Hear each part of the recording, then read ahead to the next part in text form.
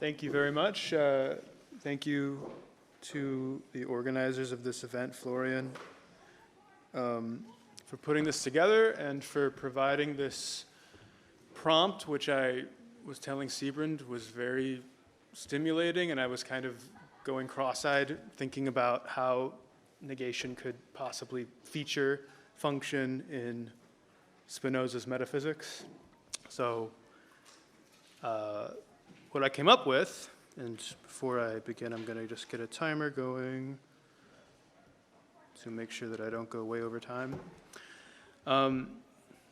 So in thinking about this question, I became interested in non-being in Spinoza, whether it has any place in Spinoza's metaphysics, because he seems to be evoking it somehow in certain places, particularly in his letter to Jelles, specifically in connection to determination.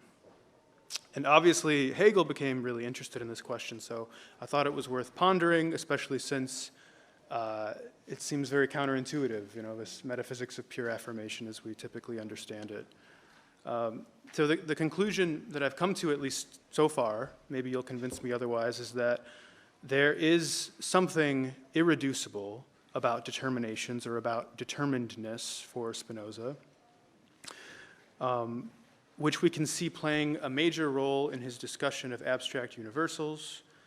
And unless we're prepared to just say that determinations are just nothing, which I think would put us in sort of Eleatic monist territory, Parmenidean monism, I would argue that it does make sense to call determinations non-being, and therefore to say that modes do have a kind of non-being proper to them, which parallels their being as eternally following from God. So that's my agenda with this, and we'll see how far into the argument I can get in the next 25 minutes or so. So to begin with, this letter to Jelles, Spinoza is talking about non-being and determination, and it comes up in his discussing figure. He calls figure a negation. He says that it represents the non-being of a particular thing. And we know that figure can be considered, or is considered a being of reason, something that Spinoza spends a lot of time criticizing. Beings of reason also include things like number, part and whole, universal categories like man, negative properties like blindness. And when he talks about beings of reason, Spinoza often explains them in relation to negation or the non-existence of a thing. He particularly talks about this in his letter to Blyenberg, which I'll talk more about in a moment. But I don't think modal non-existence is really what beings of reason or what abstraction is about. I'm not going to really go into this aspect of my argument, but it seems like non-existing modes do have a kind of actuality or being for Spinoza. We can reason about them, we can connect them to particular causes. Mogens Lerche has a great discussion about how this works, which I've included in the handout. He gives an example of how we could adequately understand a thing's non-existence in virtue of some necessary causality. I think abstraction, beings of reason, are more related to what Spinoza calls inherently false ideas in the treatise on the emendation of the intellect. These are ideas which are, according to him, essentially false. They're false irrespective of any thing's existence, in that they, quote, affirm of a thing what is not contained in its conception. And he offers this kind of abstruse example of claiming that Peter exists without knowing that he exists. So we can understand this as an affirmation with no relation to its purported cause. It doesn't matter whether Peter actually exists. The idea is essentially false because it doesn't obey the mechanism by which ideas, at least meaningful ideas, are generated. This idea, this mental determination of Peter's existence is in me, let's say, but it's kind of opaque with respect to its cause. Its cause would be my knowledge of Peter. And so the claim that he exists without knowing that he exists, it's kind of like a blind or a pure affirming, a disconnected affirming. Now, immediately after discussing this in the treatise, Spinoza discusses another kind of problematic idea, which is where, quote, certain things are presented in the imagination that are also in the intellect, that is, are clearly and distinctly conceived of. And this is what Spinoza terms abstraction, which he often connects to beings of reason. As with inherently false ideas, like the idea of Peter's existence, abstract notions also involve a kind of mismatch between the content of the idea and its essential basis. But in this case, the type of idea is an intellectual idea. It's an idea that represents a particular state of affairs, talks about certain properties, certain relations among things. And because of this, he says that the abstract idea isn't necessarily false, but instead represents a case where an idea has, quote, a wider extension in the intellect than is really possessed by its particular exemplifications existing in nature. As a result, he says that it's a true idea which is mixed up with the non-distinct. And this makes a sort of sense, I would say. I don't think we would say that beings of reason, number, part and whole categories are false. It sure seems like there are a certain number of people in this room. It sure seems like there is something different about a blind thing as opposed to a seeing thing. So I think we can, and Spinoza would, say that these ideas can accurately describe a state of affairs, but like the essentially false ideas, they do so without having a proper or adequate relation to an essential cause. So we might ask how this works. What is an abstract intellectual idea of, if not its objects?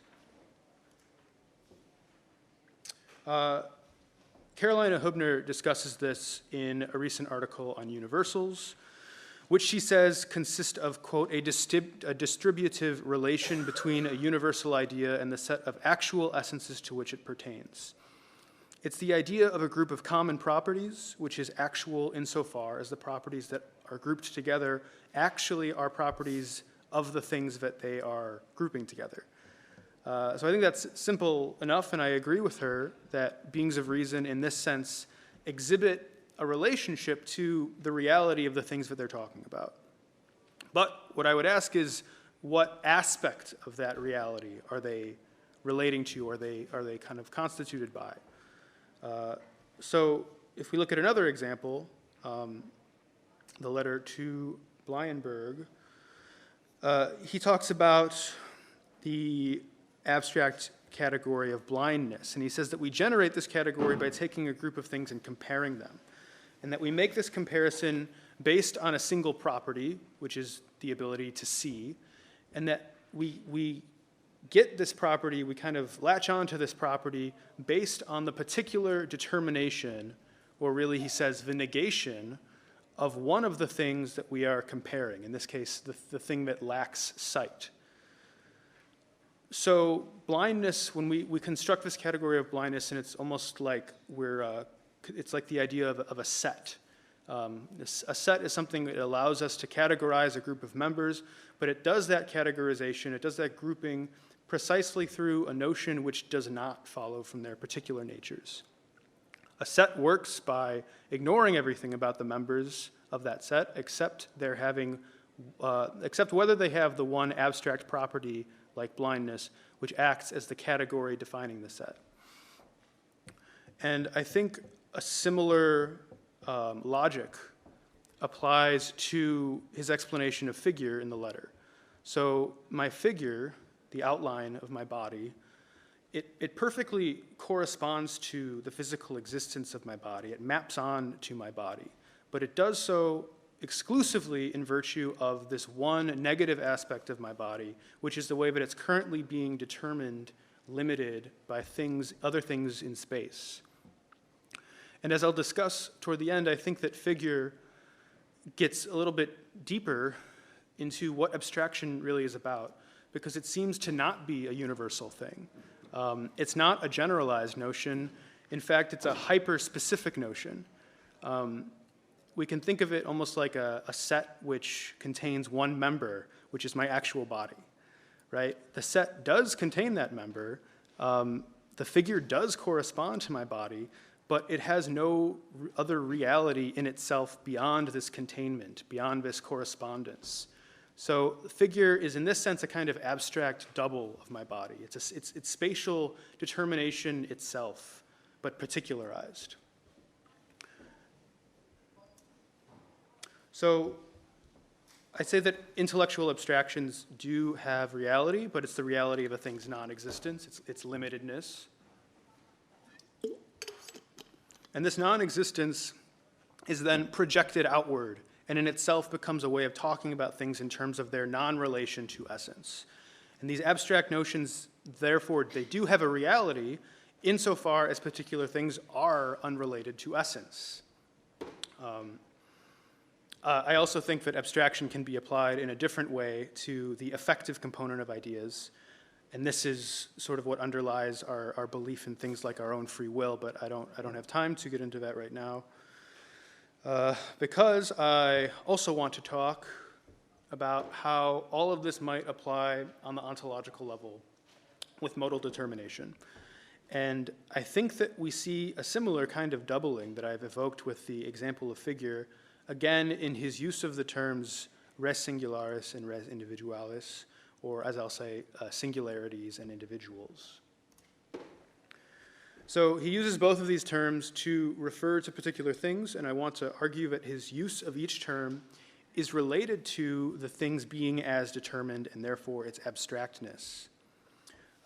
He firstly argues in Proposition 8 of Book 1 that individuality doesn't apply to God. The reason being that we enumerate things in terms of their external determination. God is not externally determined, of course, so God is not an individual. And as you would expect, he uses re individualis to refer to particular things throughout the ethics when he's talking about them in terms of their external determination.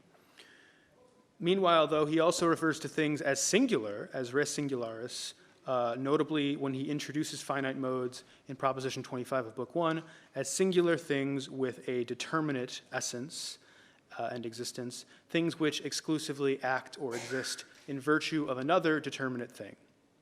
And the language shifts back and forth throughout the ethics. So for example, in Book 2, Proposition 11, he says that the mind is the idea of a singular existing thing, but says that when we take that idea together with other ideas that affect it, what is constituted in the mind is what is constituted is the mind as an individual essence. And what I take from this is that when Spinoza is talking about particular things, they are in one sense singularities, essentially simple, determinate, existing things, and in another sense they are individuals, composite, the determinate essence taken together with its various affections or determinations. And it's in the latter sense, in the individual sense, that particular things do have the type of properties that Spinoza deems abstract. For example, in the physical digression, he refers to the simplest bodies whose essence consists only of being in motion or at rest as singularities. But when he begins to talk about compound or composite bodies, which are constituted of many bodies moving at various speeds, he speaks of them as individuals. And we have another example in the letter on the free will of the stone, but I'm going to skip it in the interest of time. So I am arguing that all the properties of physical things, including the very space that they occupy, the shape that they have, need to be understood to pertain to them qua individual, insofar as they are individuals constituted of a plurality of things. These things aren't ordered through a ratio, but instead form a contiguous expanse of space, i.e. a figure. And Allison Peterman discusses this in her 2015 article, Spinoza on Extension, where she argues that it's, quote, not a part of the essence of something physical to be extended in space, and that bodies are not basically these discrete expanses, but are instead spatially irreducible things, I would venture to say almost like monads. And I would reply to this that yes, I agree that bodies are not essentially spatial, but I also don't think that we can just do away with spatial properties. There are properties in space insofar as bodies are things that are collectively determined. And I think that what this comes down to ultimately for Spinoza's doctrine of modes is that finite beings, in an important way, are not entirely themselves. That they are not merely determinate essences with an inherent principle, but collective individuals with a common determination. And in the latter sense, they have, or they are, non-being. Because when we classify bodies through ultra-abstract, or as he'll say, transcendental categories like thing or entity, we're not abstractly referring to a particular property that they have, but instead something which always underlies any particular property. It's really sort of an abstract notion of modality itself, I say. We can say that entities are the set of all things that can be reduced to their determination by other things.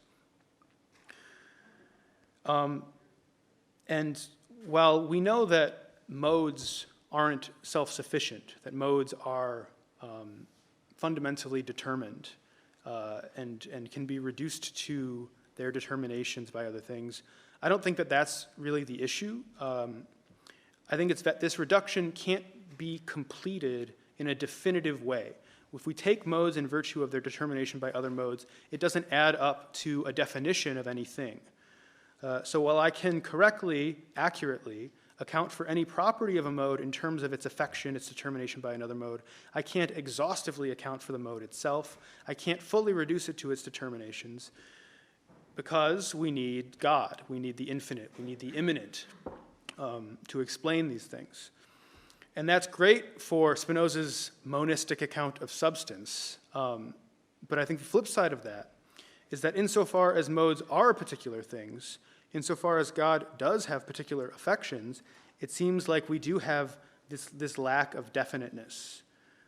We have determinations, things, or perhaps we could say thingness, which can't effectively be grounded in anything in particular, and which, in virtue, through that fundamental inexplicability, can be continually and indefinitely extended, abstracted, universalized.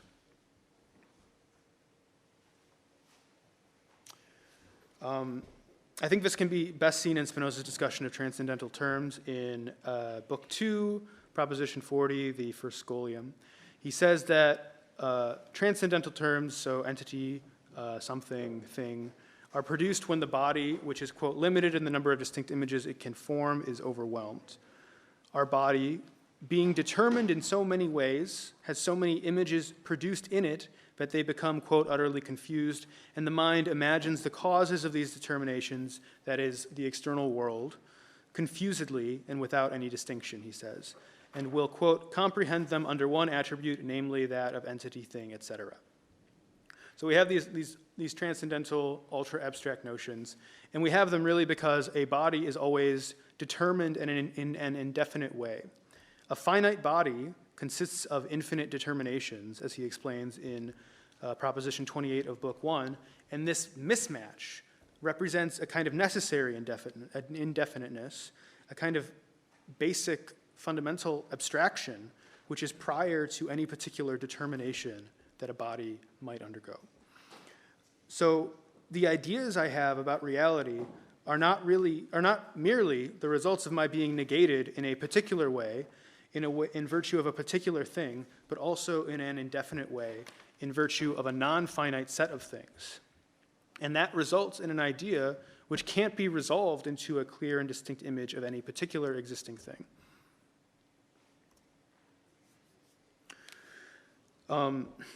And he goes into this in that same scholium. He explains that the universal notion man, for example, is the product of how my body has been affected by other human beings and is therefore necessarily a different notion of man than another person would have.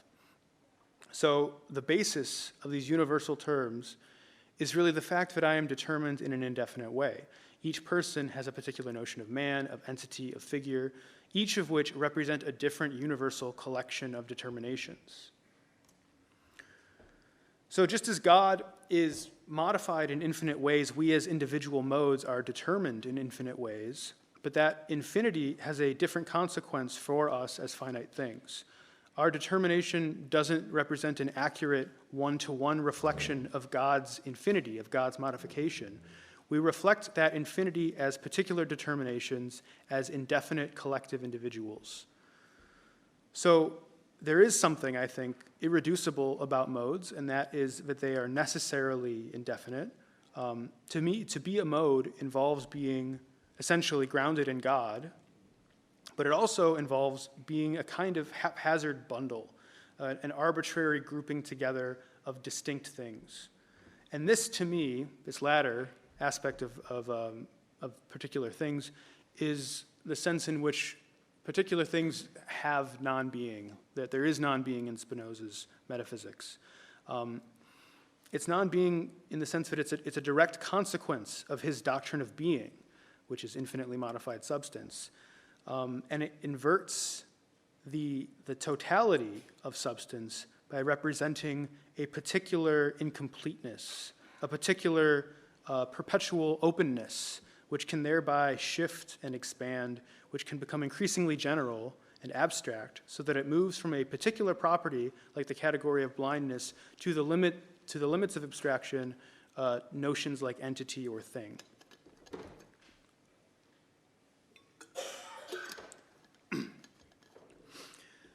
And as these notions become more abstract, we generate a kind of counter-ontology, you might say, an abstract idea of modality itself, which we could say spuriously parallels or doubles the substantial totality. And this would be an ontology which is ultimately grounded in an a priori notion like entity or limit. A monism based on notions like these would just take all of reality as subsumed under these terms. Particular things would be instances of entity. Particular things perhaps would be fundamentally structured in accordance with part and whole. And this type of metaphysics, I should point out, I think is actually similar to what Hegel was worried about or objecting to in his talk about Spinoza's abyss of substance.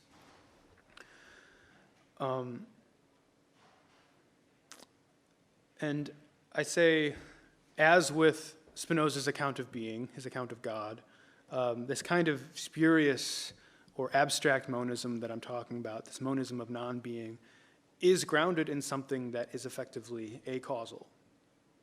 That is determined beings, determined things, insofar as they are always necessarily indefinite, insofar as they are always insufficiently grounded with respect to other things.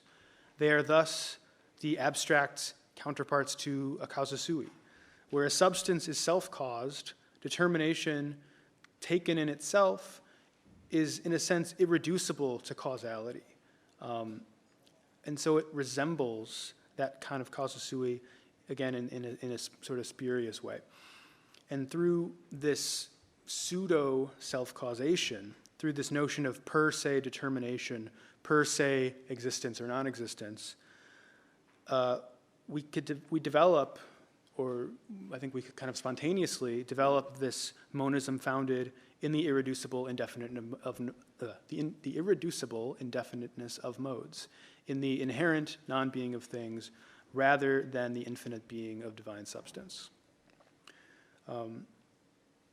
So I'm interested in this because it was kind of prompted by recent arguments by, I mentioned Allison Peterman, but also Kristin Primus, about how modifications of God, they're particular things, but they're not really finite, they're not really enduring. Primus says they're not spatially defined. They sort of want to jettison these notions that are grounded in the determination of a particular mode. So it struck me that if that's the case, and I'm really sympathetic to this almost more Leibnizian vision of what modes are, I think that we have to account for these seemingly real features, and also account for the fact that these these seemingly real features kind of mirror the actuality of modifications that they've been alluding to. Almost like there's a kind of occasionalism between modes as determined and as determinate singularity. So that's where I want to take this project going forward.